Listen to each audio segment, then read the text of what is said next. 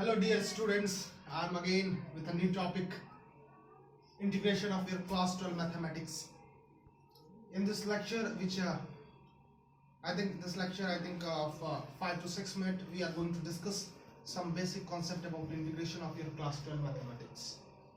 Dear students, first of all understand what is integration. Integration is just inverse process of differentiation. Just inverse process of differentiation. मैं ऐसा क्यों कह रहा हूं? इसके पीछे एक लॉजिक है. मैं ऐसे ही नहीं बोल रहा हूं, इसके पीछे लॉजिक है, तभी मैं ऐसा आपके सामने बोल पा रहा हूं. बिल्कुल जी, ऐसी बातें हैं, तभी मैं आपके साथ बोल पा रहा हूं. मैंने क्या कहा कि जो इंटीग्रेशन होता है वो इनवर्स प्रोसेस होता है किसका? डिफरेंशिएशन का. ओके, तो देखिए क्या में होता है, जैसे आप पढ़े होंगे कि x टू द पावर 2, इसका अगर आपके पास डिफरेंशिएशन पूछा जाए विद रिस्पेक्ट टू x, तो आप क्या करते हो? d by dx of x square. ये क्या हो जाता है बेटा जी? हो जाता है 2x. बोलो भाई, ये क्या हो जाता है? 2x. मैंने क्या कहा आपको? मैंने कहा कि जो इंटीग्रेशन होता है वो इनवर्स प्रोसेस होता है डिफरेंशिएशन का. अब देखें, जब x स्क्वायर का मैंने डिफरेंशिएशन करा तो वो 2x हो गया. और अगर ये स्टेटमेंट सही है तो मैं अगर 2x का डिफरेंशिएट इंटीग्रेशन करूंगा तो उसको x स्क्वायर आना पड़ेगा.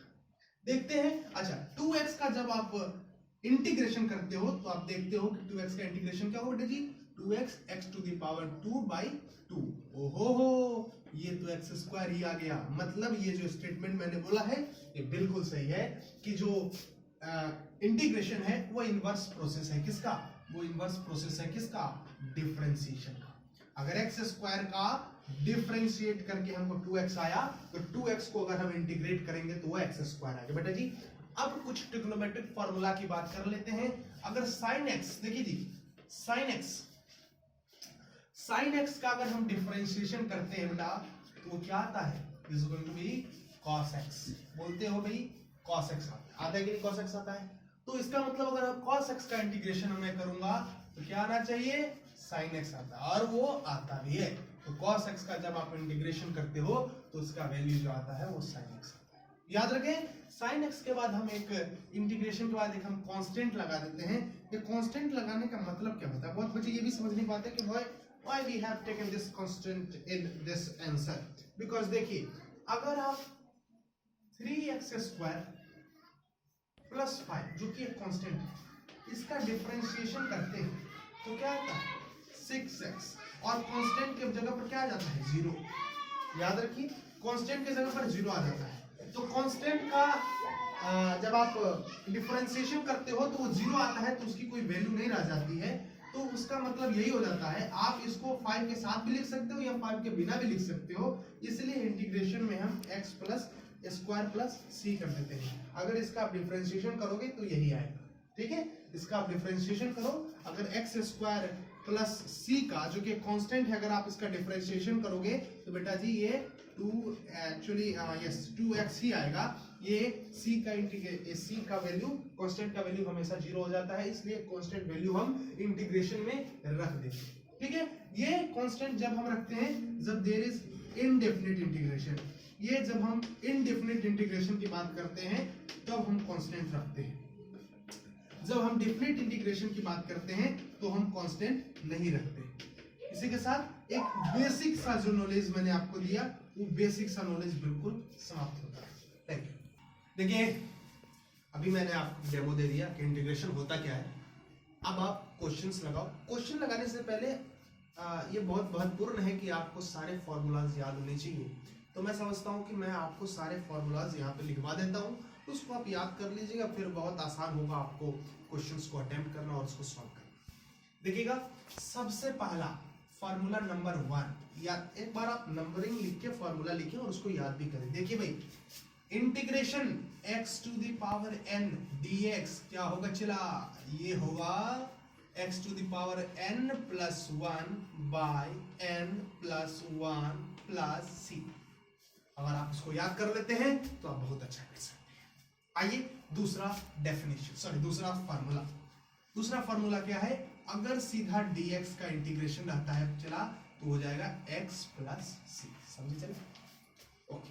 नाउ तीसरी इक्वेशन, अब हम बात करते हैं ट्रिग्नोमेट्रिक, जो कि बहुत इंपॉर्टेंट है। देखिए ट्रिग्नोमेट्रिक रेशियोज और इक्वेशन जो भी है आपके, ट्रिग्नोमेट्री से बहुत सारे डिफरेंशिएशन और इंटीग्रेशन के क्वेश्चन आते हैं। आप देखिएगा, याद कीजिए इसको। अगर मैं कहूं साइन एक्स का अगर मैं कर देता हूं तो ये माइनस कॉस एक्स होगा, माइनस कॉस एक्स प्लस सी, सब में सी जरूर लगाना, ठीक है चला। और जब आप इधर चलते हो बेटा जी, जब आप इधर चलते हो कॉस एक्स तो आप लिखते हो साइन एक्स प्लस सी, ओके जी। जब आप इधर चलते हो पांचवा नंबर फॉर्मूला पर आइए, पांचवा नंबर फॉर्मूला पर आइए बेटा जी। तो आप जब याद करो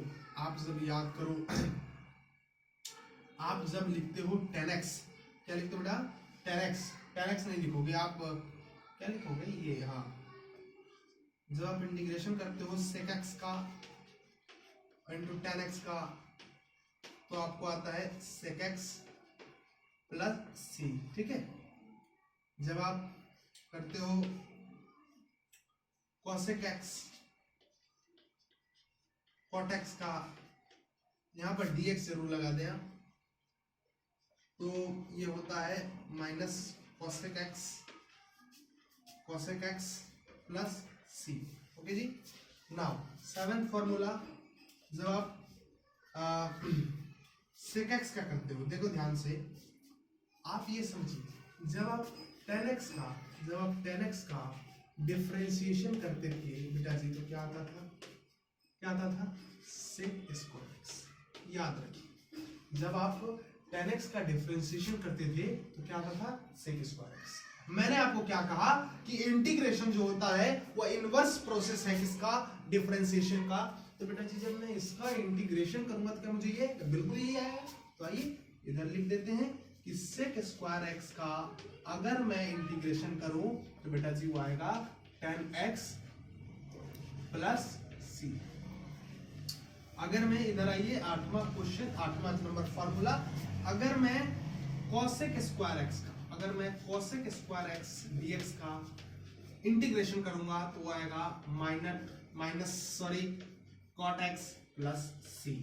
देखिए भाई, अब हम इधर कुछ लिख देते हैं डेफिनेशन, इधर सॉरी बार बार ये डेफिनेशन है, क्या क्या बोल रहा हूँ मैं, देखो तुम, ये मैं बता रहा हूँ आपको, ये जब पूरा ये जो वीडियो आपके आगे लगा रहता है ना, ये बहुत आपको वो करता रहता है, सारा मतलब ये डर लगता रहता है कि कुछ गलत ना हो जाए। अभी अगर ये नहीं रहता तो इतना प्रॉब्लम नहीं होता, ये जो कैमरा लग रहता है उसके कारण आप क्या कहते हैं उसको, वो ज्यादा वो जो भी कहते हैं वो हो जाता है, समझ रहे हो। अभी इधर आओ, अब देखो, अब जब ये रहे x स्क्वायर माइनस 1, इसका इंटीग्रेशन रहे बेटा जी, आंख बंद करके ये लिख देना साइन इनवर्स x प्लस सी, बोलिएगा और साथ ही साथ समझिएगा, है ना। जब आप ये एश्योर करें कि आप, जब मैं ये लिख दूं, जब भी आप ये वीडियो देखें तो इस फार्मूला को जरूर याद आप कर ले, उसी समय कॉपी पर लिखें। सिर्फ वीडियो देख के लाइक सब्सक्राइब मत करें, लाइक कमेंट करें ना करें, जब तक आप समझे नहीं तब तक बिल्कुल ना करें। देखिए एक्स स्क्वायर माइनस 1, जब माइनस का साइन लग जाता है तो इधर हो जाएगा कॉस इनवर्स एक्स प्लस सी, बोलो बेटा। अभी देखिए 11th नंबर में क्या होगा, 1 बाई एक्स स्क्वायर प्लस 1, बोलेगा अगर मैं इसका इंटीग्रेशन करूंगा तो ये हो जाएगा tan इनवर्स x प्लस सी। ये समझ में आ रहा है ना, ये आपको बिल्कुल समझ में आना चाहिए, बिल्कुल टेंशन नहीं लेना आपने। अगर माइनस इधर हमने लगा देना है एक्स स्क्वायर प्लस 1 में, तो this is going to be happen cot inverse x plus c. और अभी कैमरामैन से रिक्वेस्ट करूंगा जरा इधर घुमा दीजिए, चलो उन लोग के एक के बारी में जो है ना, हम एक के बारी में आपको फॉर्मूला लिखा देंगे, हम बार बार पॉज नहीं कराते हैं, देख लीजिए। इधर आइए 13 नंबर क्वेश्चन देखिए, सारे क्वेश्चन बोल रहा हूँ। 13 नंबर फॉर्मूला देखिए, 13 नंबर फॉर्मूला क्या है, 13 नंबर फॉर्मूला है कि 1 by mod x plus x, sorry plus नहीं है, ये अंडर रूट है, x square minus 1, this is going to be have sec inverse x plus c. 14 number जो है, अगर मैं इसको माइनस लगा दूं 1 बाई मॉड एक्स और ये एक्स स्क्वायर माइनस 1 कर दूं तो this is going to be cosec inverse x plus c. 15वां नंबर फॉर्मूला देखिए। 15वां नंबर अगर आपके पास रहे 1/x dx, इसका इंटीग्रेशन हो जाता है log mod x प्लस सी। ओके, और एक चीज याद रखिए, अगर 16 नंबर आपके पास कभी ऐसा प्रश्न आ जाए तो बिल्कुल भूलिएगा मत, इसको क्या कीजिएगा, a to the power x dx रहे, अगर कांस्टेंट के ऊपर a के ऊपर कोई x टू द पावर रहे जो वेरिएबल फॉर्म में होता है वो रहे, तो आपने क्या करना है, a to the power x by log a plus c. बोलिए क्या जानदार शानदार, एकदम मजा आ गया, एकदम बम बम है, महादेव हर शंभु है। देखिए इसको याद कर लीजिए, आप जब जब लिखिएगा ना, ये अगर याद कर ले तो मैं आपको बता रहा हूँ इंटीग्रेशन आपने 50% फतह कर ली है, बस फार्मूला का खेल। चलिए